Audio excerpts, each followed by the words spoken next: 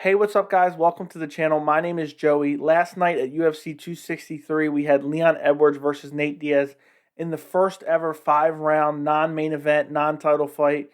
And a lot of people were excited for this fight. And I said in my pre-fight video that I thought Leon Edwards would probably stop Nate Diaz. Obviously, he didn't. Leon Edwards won by decision.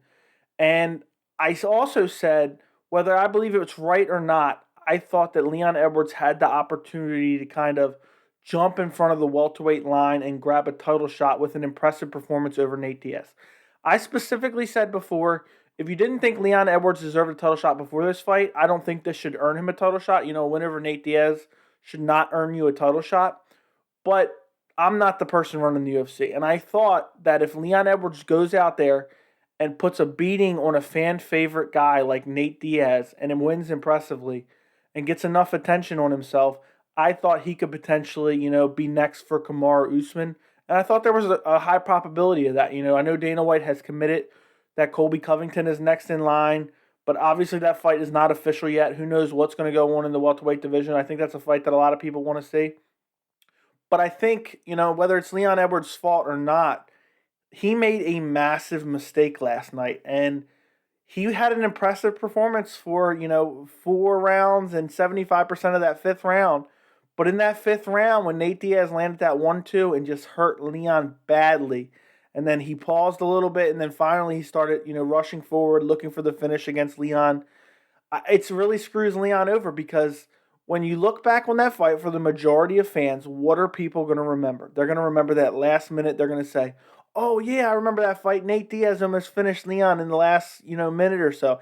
It's not going to be that, "Oh, Leon really put on a great performance and he worked over Nate for 4.5 rounds or a little over 4.5 rounds." That's not what people are going to talk about. So now Leon sealed his fate. He's going to have to fight somebody else before fighting for the belt. I don't think, again, and I've said this in many videos, I don't think there's any clear-cut number one contender right now. I think if you really wanted to pick out the guy who deserves the next title shot, it would probably be Wonderboy if he's able to beat Gilbert Burns. I know people are saying Colby deserves it, and again, I have no problem with that fight. I want to see that fight, but I don't think he's got a clear case to it. He's only won one fight since he lost to Usman, and he was stopped brutally, had his jaw broken, TKO'd in the fifth round. But again, it was a competitive fight. Would love to see that ran back.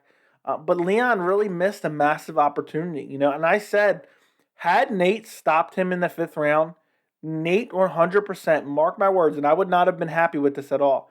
Nate would 100% got the next title shot against Kamaru Usman.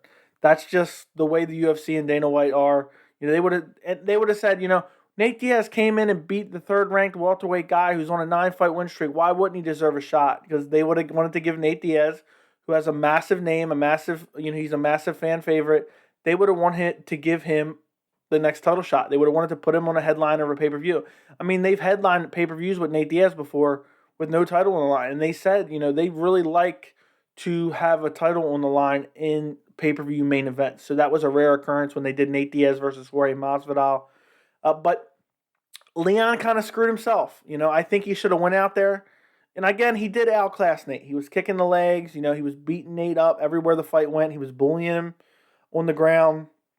But I really think he should have made that extra effort and been super aggressive, really looking for the finish against Nate. Because, again, if he would have went out there and stopped Nate second, third round, people would have been clamoring to see him fight Usman because of Nate's, status as a fan favorite and a super durable, tough guy. I think he's only been finished by Josh Thompson, at least in recent memory. That's the only one I can remember. So he hasn't been finished, and that was a long time ago. So he hasn't, since before then, I don't know when's the last time he's been finished before then, but it's been a long time. Nate Diaz has a reputation of being super durable, great stamina, but Nate did really nothing in the fight. The 1-2 that he landed in the last minute of the fifth round was all that he did.